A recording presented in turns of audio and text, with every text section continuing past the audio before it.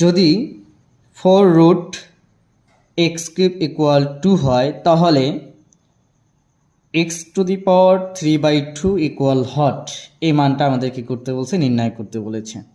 তাহলে এটাকে আমরা নির্ণয় করব 4√x³ ইকুয়াল হচ্ছে 2।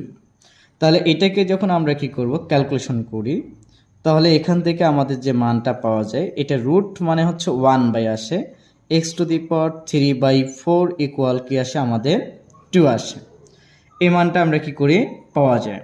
তাহলে উভয় ক্ষেত্রে যদি আমরা এটা কি করি, স্কয়ার করি, তাহলে স্কয়ার করতে গেলে আমরা হচ্ছে কি করতে পারি, যেমন হচ্ছে x⁴/4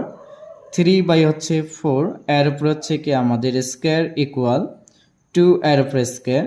তাহলে এখানে আমরা পাবো x⁴³/4, ঘাতে ঘাতে আমাদের কি হয়, গুণ হয়, ইকুয়াল এটা হচ্ছে আমাদের মান 4। এখান থেকে যদি আমরা বাদ দেই 3 আসবে কয়, আমাদের 2 ইকুয়াল আসবে কে 4। তাহলে এখান থেকে আমাদের অ্যান্সার হচ্ছে গ।